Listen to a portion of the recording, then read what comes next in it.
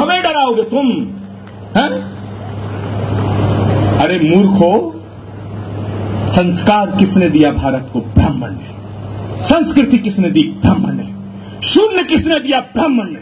दशमलव किसने दिया? ब्राह्मण ने। गणना किसने दी? ब्राह्मण ने। संस्कार किसने दिया? ब्राह्मण ने।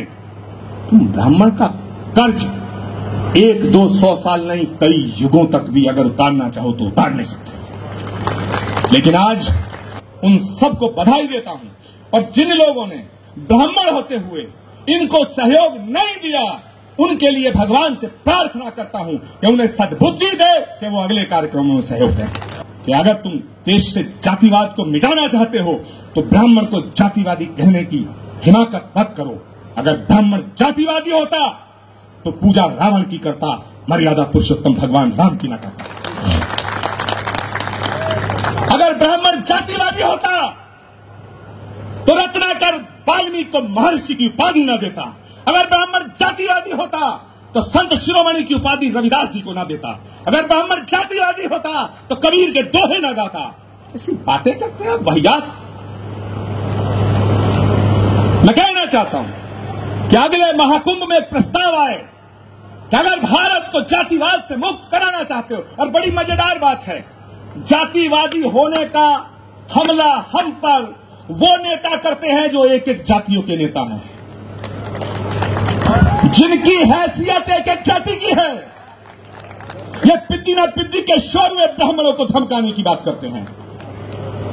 मैं कहना चाहता हूं कि अगले महाकुंभ में एक प्रस्ताव आना चाहिए, यदि भारतीय लोकतंत्र से, भारत की राजनीति से जातिवाद को मिटाना चाहते हो, और भारत के संविधान में बाबा साहब अम्बेडकर ने यह व्यवस्था दी है, यह हमारा प्रेम्बल है कि भारत के अंदर धर्म, जाति और लिंग के आधार पर कोई भेदभाव नहीं होगा।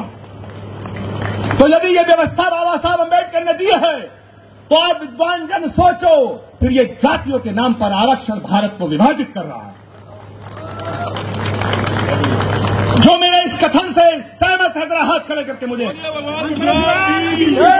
तो अगले महाकुंभ में यह प्रस्ताव आएगा कि भारत को जातिगत आरक्षण से मुक्त किया जाए, और दुनिया के अंदर अगर कोई जाति है तो 2 जाति है, एक अमीर है, एक गरीब है। अगर आरक्षण हो तो उसका आधार आर्थिक हो।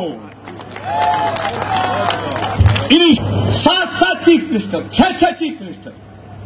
आज पूरब से पश्चिम, उत्तर से दक्षिण हम देखते हैं, हमें नजर कोई आता ही नहीं, और इक्का दुक्का अगर कोई नजर आता तो वो कर्मकांड से ब्राह्मण नहीं लगता, व्यवहार से ब्राह्मण नहीं लगता, आचार विचार से ब्राह्मण नहीं लगता।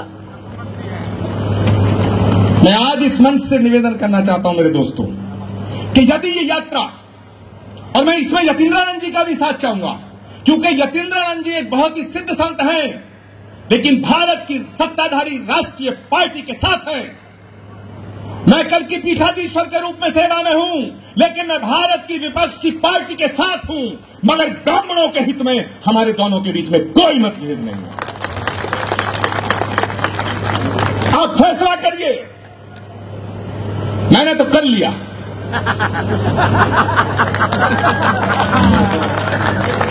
मैंने तो कर लिया।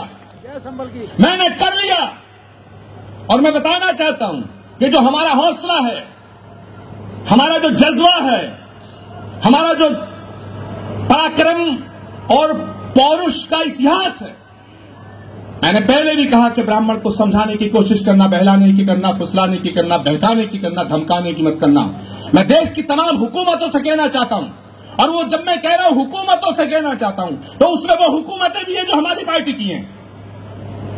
मैं उन सब हुकूमतों से कहना चाहता हूं, वो हुकूमत भी है जो हम पे निशाना साधती है। मैं दोनों हुकूमतों से कहना चाहता हूं कि जज्बे शौक़े शहादत को क्या कीजिए,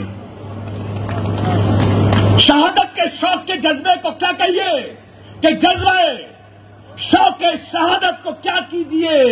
आज हमने हथेली पे सर ले लिया, आज हमने हथेली पे सर ले लिया, और कत्ल होने से अब हम डरे किस लिए, कातिलों के मोहल्ले में घर ले लिया।